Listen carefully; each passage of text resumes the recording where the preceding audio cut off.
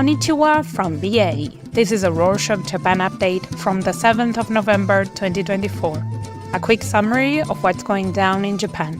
The leaders of Japan's two main opposition parties, Yoshihiko Noda of the Constitutional Democratic Party of Japan and Yuichiro Tamaki of the Democratic Party for the People, met on Tuesday the 5th and agreed to work together to revise the political funds control law.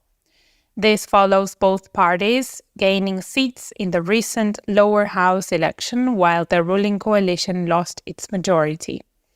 The two leaders hope that by working together they can end political activity funds so that Japan doesn't have to go through their politicians taking tax-free kickbacks again.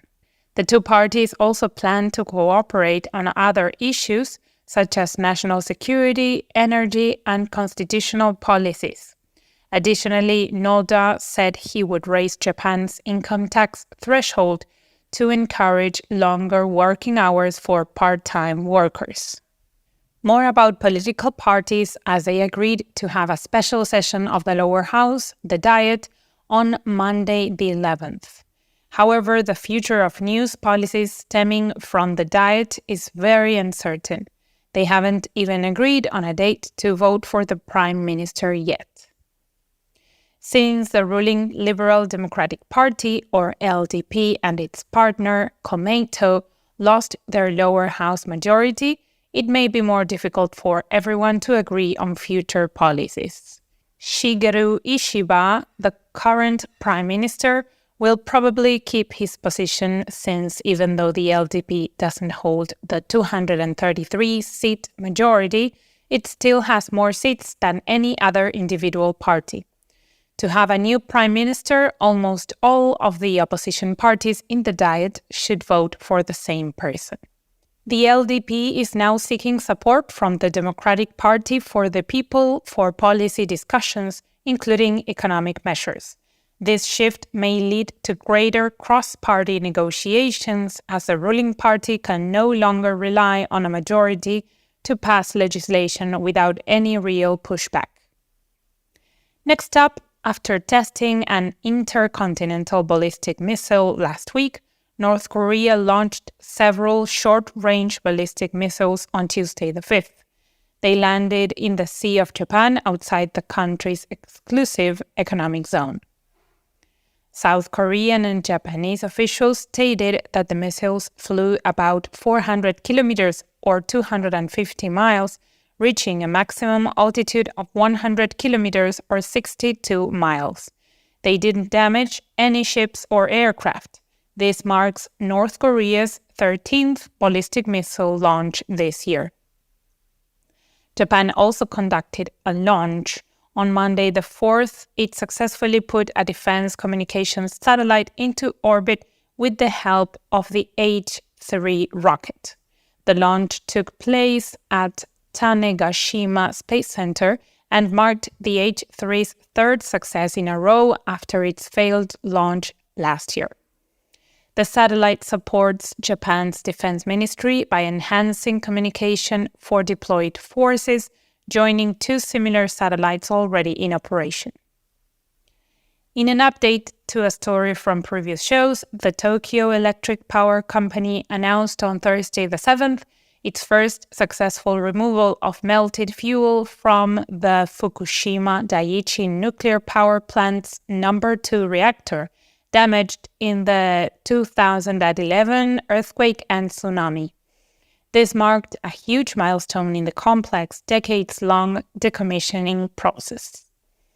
Workers used a telescope-like device with a gripper to extract a small fuel sample, addressing a major challenge in handling the 880 tons of remaining fuel debris across the plant's numbers 1, 2, and 3 reactors. The workers will send the sample to the Japan Atomic Energy Agency's facility for analysis.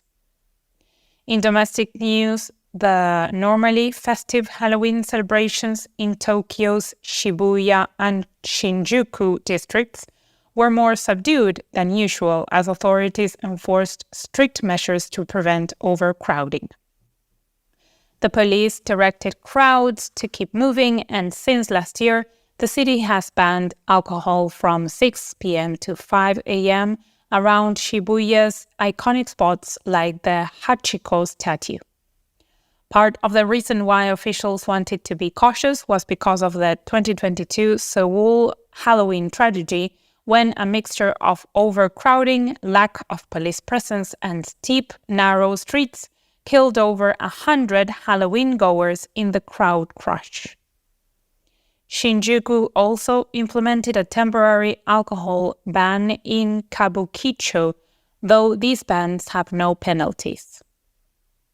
On a somewhat more positive note, the Transport Ministry is increasing oversight of the logistics industry to protect truck drivers from companies that may violate regulations. The ministry created a monitoring team in July last year to make sure business practices remain fair. They said they will expand this team later this month, increasing the number of inspectors from 160 to 360, with regional bureaus and industry associations offering support. The team is focused on reducing drivers' waiting and freight handling times and making sure they aren't forced to perform tasks that aren't a part of their job description. The ministry will publicize companies suspected of abusive practices and push for corrective measures. Many young people are reluctant to become transport drivers because of bad working conditions, and the ministry hopes these efforts will promote sustainable, fair business practices and help the labor shortage. Speaking of transport, tech has some exciting news. A Toyota motor startup in partnership with Joby Aviation announced on Saturday the 2nd that it successfully completed Japan's first domestic flight of a flying car. Toyota plans to officially open the service to the public as early as 2025, but they will start off with private test drives in the Middle East and the Osaka Kansai Expo.